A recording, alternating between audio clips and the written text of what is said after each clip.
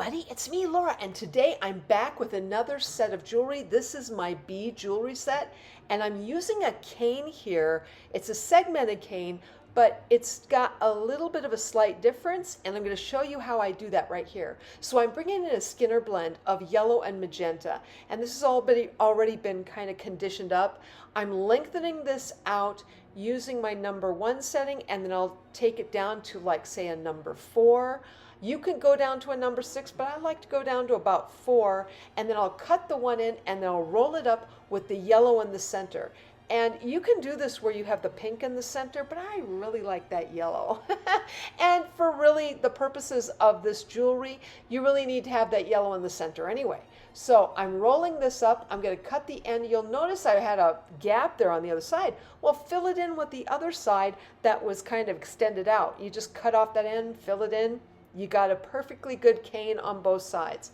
I'm patting that down, and I'm going to bring in my ruler. It's a 1-inch diameter piece. I'm going to bring in my black clay, which will be rolled out on a number 3 setting, and then cut that to this piece and wrap it up in the black. Now, once I get this simple Skinner blend cane wrapped up in its black, we're going to I take a little bit of scissors, I trim it up slightly, and then once I get that done, we're going to reduce this cane down. So right here, I'm starting with almost 1.25 inches when it comes to the cane itself. But from the middle, working my way out, even pressure all the way up the cane, and then going in the same direction the other way, doing the same thing. You go from a barbell and then into this kind of a cane. Now this is now 6 inches in length. I'm taking off the ends here. Once I have these ends taken off, I'm like, I'll roll it out maybe just a little bit more, but I'm like, no, we'll just go ahead and bring in the roller, and you start to flatten it out like you would with most of the segmented canes that I create. So once I do that, I also kind of like to pull it slightly. I like to use the tile surface. I push it in just slightly, and this lengthens it out just a little bit more. I use the roller, like I said, lengthens it out. Once you have this, though, you're going to measure it, and once you have this measured, and it turns out to be, yeah, it was more than 6 inches then. So I had to go over my longer ruler. So 7 inches, so 3.5, you cut it in half, all right? You cut that in half, you take both of those pieces, and then once you have those two pieces together side by side, you're going to cut both of those pieces in half as well. Now that I have those pieces cut in half, I'm going to go ahead and bring in my white clay, and I'm going to create this little plug, and I'm going to just push down on it. You just make a little log, push down on it until you get a piece that it's just a little like short plug, about 1 inch to 3/4 of an inch tall, and then 3/4 of an inch in diameter. And then you're going to bring in your black clay, and the black clay will be set, or I should say will be rolled out on a number 4 setting on my Atlas pasta machine. And then take that and roll this plug up into that black clay. Once you have that white rolled up into the black, you're going to then take this piece and you're going to start reducing it down, and you're going to get this thing down to about 1/8 of an inch in diameter. So it's going to be very tiny.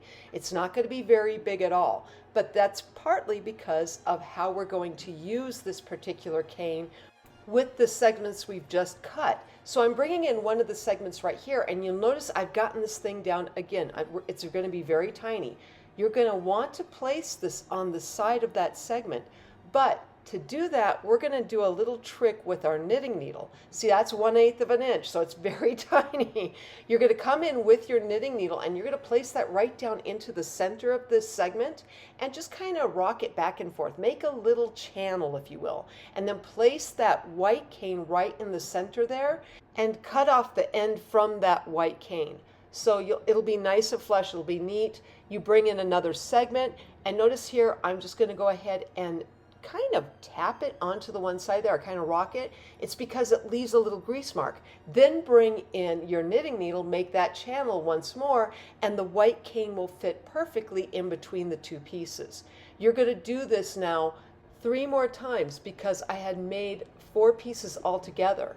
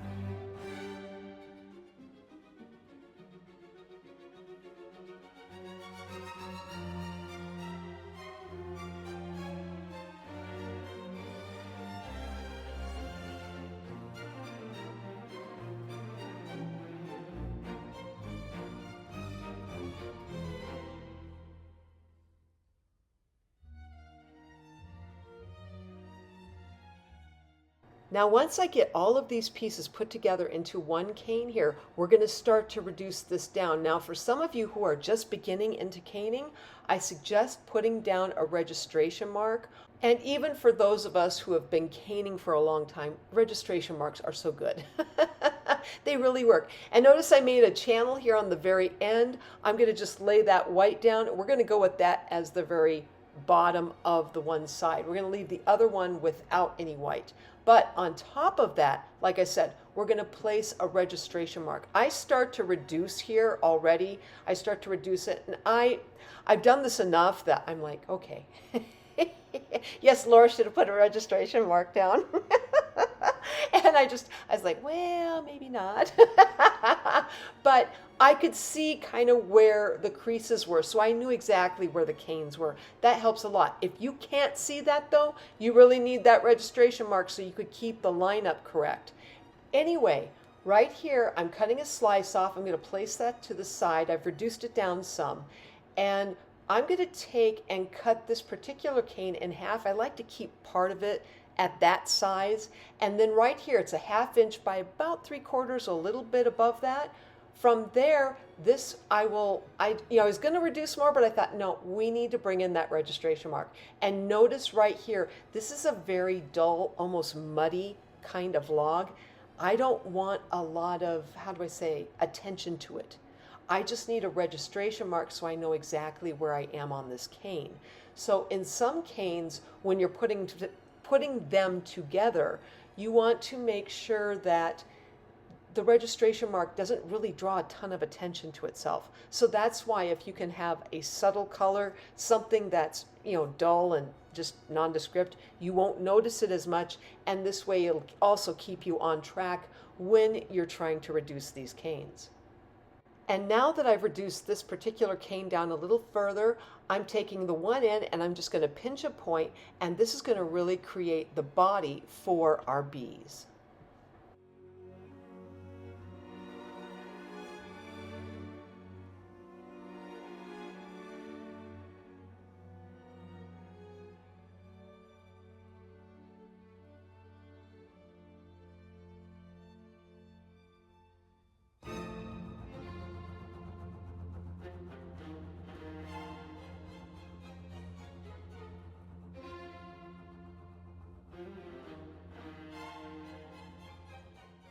Right, so now we're going to create the wings for this bee, and I'm bringing in a plug of white here that is about 7/8 of an inch to an inch in diameter, and it's about a 1/2 inch tall. I'm bringing in my black, and the black was rolled out on a number 3 setting, and that 3, it could be a 3 or a 4. I kind of went back and forth a little bit, but this was rolled out on a number 3 setting, and then I wrapped up that plug in the white.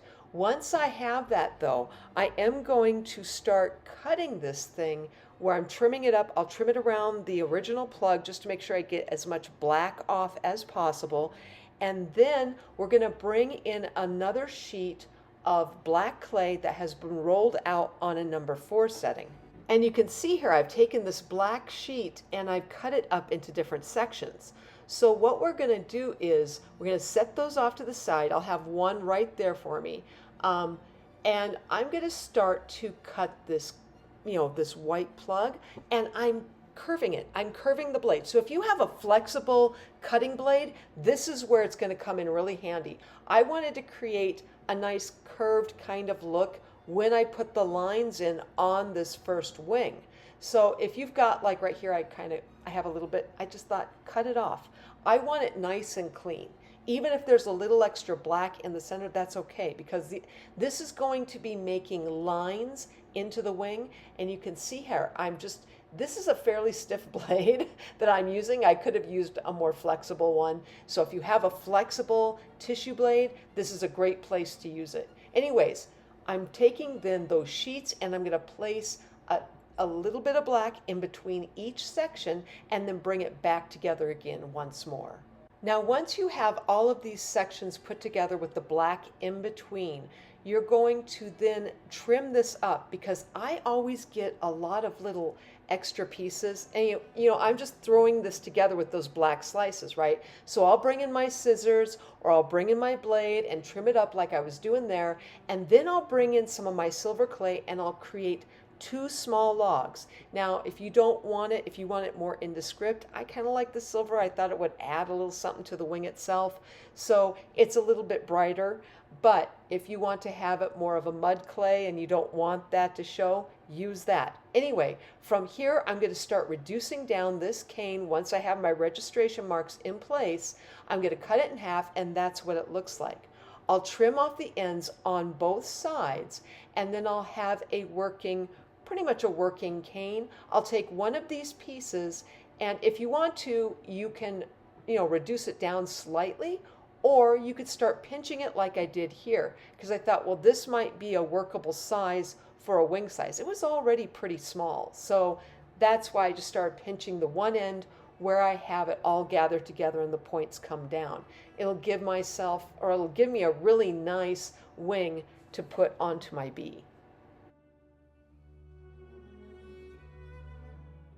My second wing is actually a 1/2 inch in diameter. So, I mean, this is tiny, right? And so because it was so tiny, I went down to a number 4 setting for sure to wrap this little plug in the black.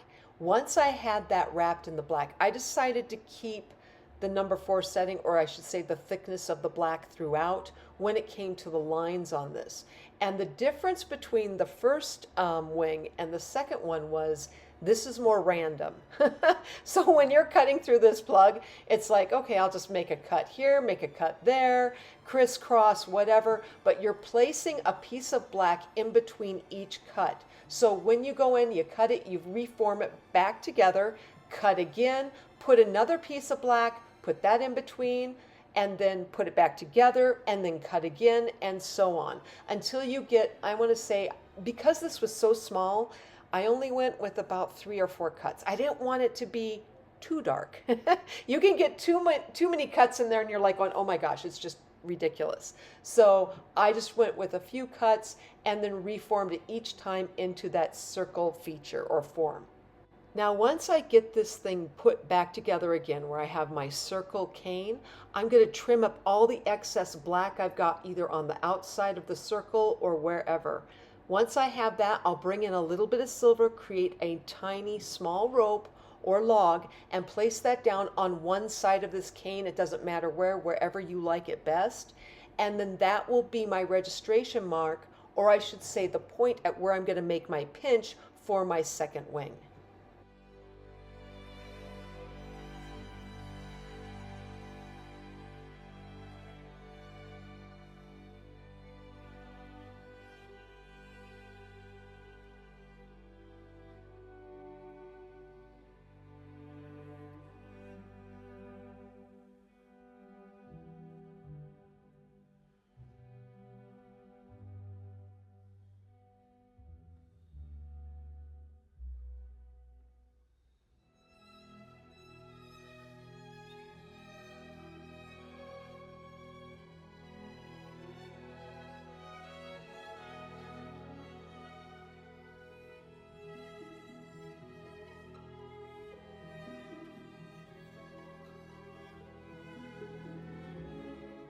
Okay, so I've shown how to do eyes before, but I thought I'd go and show you how I did it in this case. It was a very small little white cane I had left over, and I thought, let's go ahead and try and do an eyeball. And sure enough, I just thought, make that little indent all the way along one of those white that's been covered in black, canes.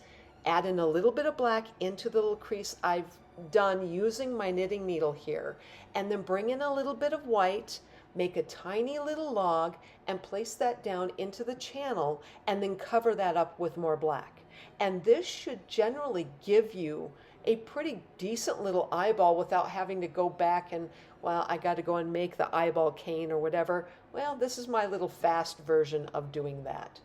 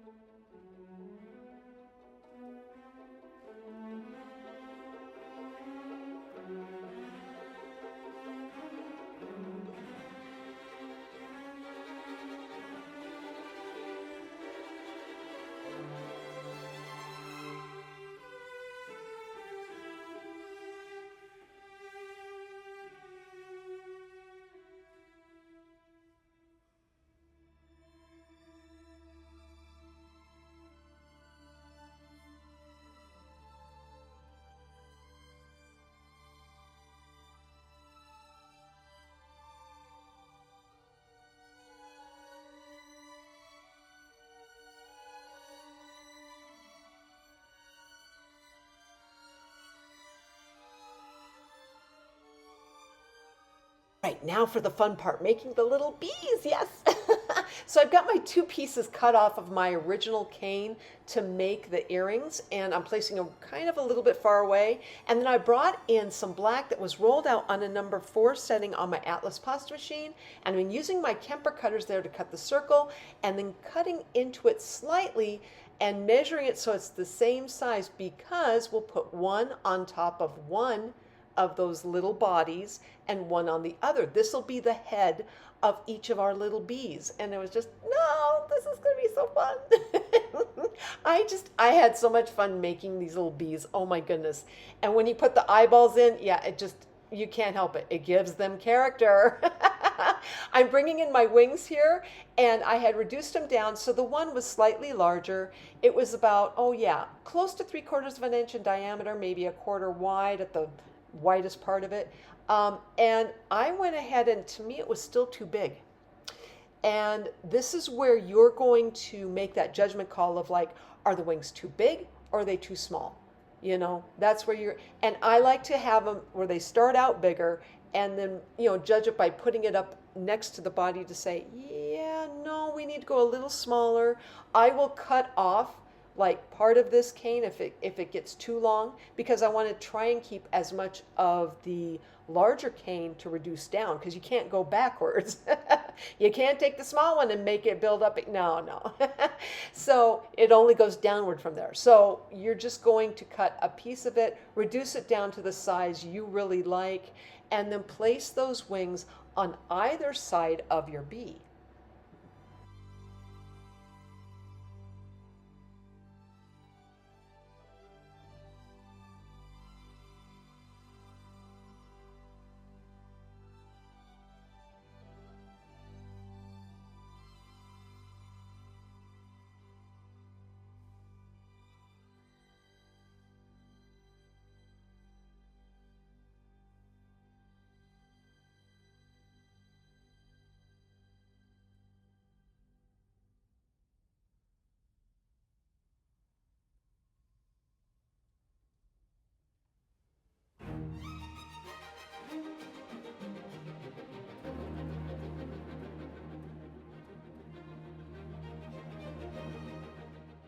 Now, as I started putting the wings onto these bees, at first I thought, okay, let's put the big ones on first and then we'll put the tiny ones on top of that. Well, the more I looked at it, the more I was like, going, no, that's probably not how bees are with wings. I could not tell you, but it just didn't look right to me. So I put the smaller one on first, and then I put the bigger one over the top of that. And notice here, I didn't put it right directly in the center. I wanted to leave a little bit of room between the wing sets, or the, you know, the wing parts, so that you could see more of the body of the bee than just it being covered up with the wings. Because after going through all that with the segments, I was like going, it's a nice segmented look. You know, I liked the look of it, and I thought, let's really make sure that we have some of that body show through as much as possible. Anyway, I'm also making sure that the body's in line with the head and the wings, and then I'm going to do that again with the other bee. And this will be my set of earrings. From here, I'll bring in a dot of black. I'll use my knitting needle to kind of punch down into that dot so we can make an indent for a rhinestone. I'll also bring in my eyeball cane and cut off slices and place those onto the two little heads here. And again, you're going to notice that these little eyeballs, they're very tiny. The cane was actually, yeah, about 1/8 of an inch in diameter. So everything you're dealing with here is very tiny. Your needle tool will become essential, as well as your blade, if you need to shape it a little bit, because trying to get this down any other way with a finger, no. Your fingers are just too big. So use your needle tool to place these down onto the heads of the bees. But once you have that done, you're then going to take these bees and you're going to bake them at 275 degrees for about 7 to 10 minutes. Now, as I've said in other videos before, check where you live, check your climate, your altitude, because your baking times may not be the same as mine. It might be a lot longer. It's just depending upon where you live.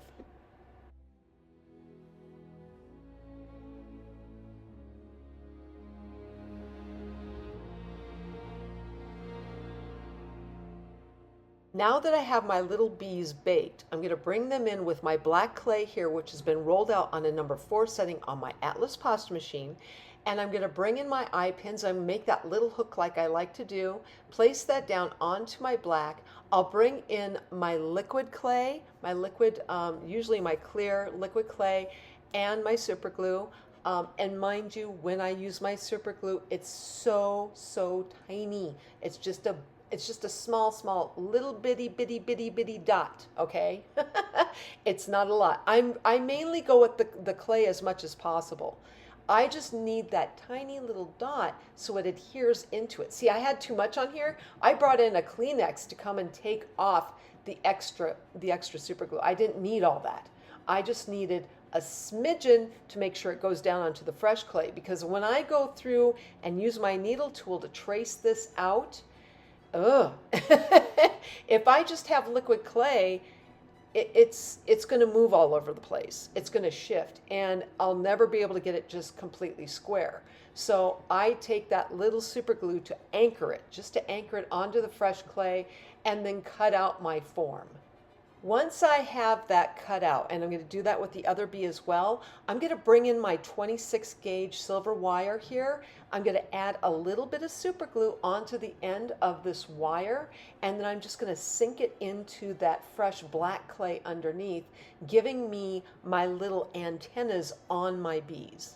When I get this finished and I have both bees finished up with their antennas, I will then go ahead and bake these things at 275 degrees for about 7 to 10 minutes. And then from there, I'll also bring in my pointed back rhinestones, my needle nose pliers to curl up the wires so I have my antennas all curled up, and bring in some of my earring hooks to finish them all up. So from here, I'm just going to go ahead. I'll let you guys watch my hands talk as I finish up my little itsy bitsy wee teeny weeny bee earrings.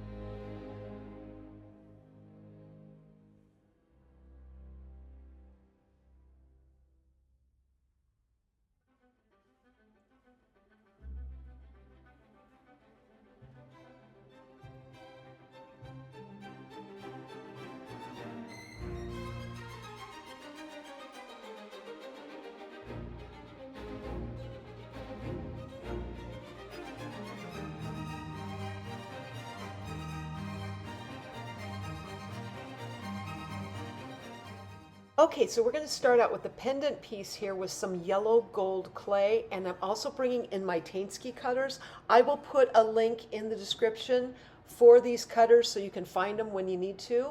And I'm just cutting out 2 pieces. I thought, let's go ahead and have a little fun. And I brought in some black clay. The black has been rolled out on a number 4 setting with my Atlas pasta machine. The yellow was actually rolled out on a number 3 setting, so it was a little bit thicker.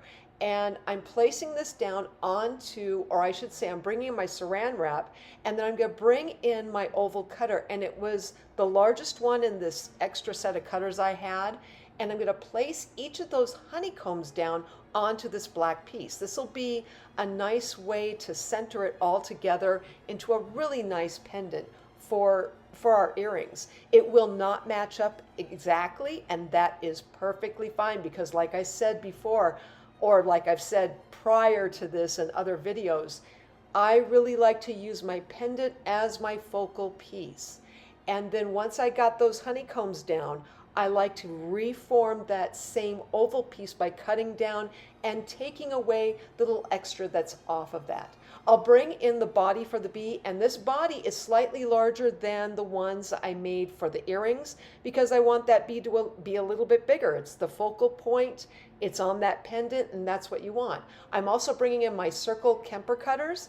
I'm going to use my little larger circle cutter than I used on the earrings and make that little head for the body. I'll then bring in some wings that I had kind of set off to the side. I had cut off some extra wings, and I'll place those into the body on the sides. Once I have the body all put together, and that means with the eyes, I'll also bring in a little extra dot of black to put on the back part so I can indent and put that pointed rhinestone in. Once I have the body together, I'll place this into the pendant piece just above me here.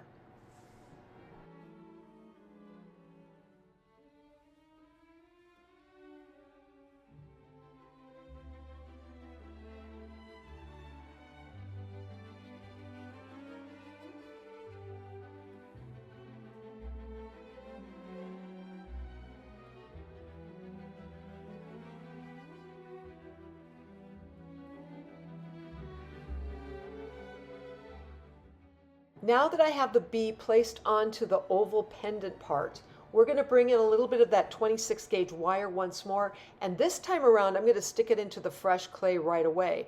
When I was looking back at the earrings, I probably should have put it in earlier, made that indent, and I didn't. I placed it kind of in between the black layer that anchored it for the earring part. So this time around I decided to place it in right away, and I put in a little nose part and a little one coming off the back side of the body as well. I also brought in my needle tool because I thought I want to accent these honeycombs. It was just like, you've got to do this, right? You need to make this a little more three-dimensional, and I was going to use the original cutter and just make a slight indent using the cutter, but to me it just didn't always, there's sometimes when you're trying to make an extra indent on something that it looks okay, but it's not great. And using the needle tool is a little bit more of a finer tool to go in and make that. Anyway, at this point, I baked the piece 275 degrees, about 10 to 15 minutes or a little longer because it was a little thicker of a piece. I'm bringing in my liquid polymer clay. I did not use super glue this time around. I thought, nope, don't really need to. I'll just hold it down if I need to when I'm tracing it around. And I think part of it is because I didn't have a whole ton of indents to go in between to release that extra black clay. Then I baked it again, 275 degrees, again about 10 to 15 minutes. I come back in after it's cooled. I'll place back in the little wires using my super glue this time. And then I'll also put in the little nose part. And I decided to go against the one on the back side. I thought, no, we don't need this, too much. And not only, it's kind of sharp too, so no. So I thought I'd curl it up, bring in my jump ring, bring in my necklace, or I should say my chain, do that all up. And this way then the glue had enough time to dry so I could put in the pointed back rhinestone, and then I could go ahead and curl up the wires on the antennas and on the mouth. Now, I was to this point and I was like, I liked it, but it needed that extra detail. And guess what I used? Yep. She's back with that Posca marker again. That's right. Because the little highlights in the honeycomb just needed that extra bit. And so I go in with that little 0.7 or 0.07, whatever it is, marker, and make that little highlight there using my white Posca. Now you can use pure acrylic paint with the paintbrush, little 10-aught, paintbrush, but I just love my Posca. So I outlined the little sections that I had on this pendant, and then I gave it a few little extra dots as well. And then once I had that done, I bring in the varnish and varnish it up on the honeycomb part. I decided not to do the bee itself. I thought, no, that doesn't need to be varnished. It's just pure clay. And so it really did not need the varnish. But from here, one more time, I'm going to let my hands talk as I finish up doing the pendant piece to our bee jewelry.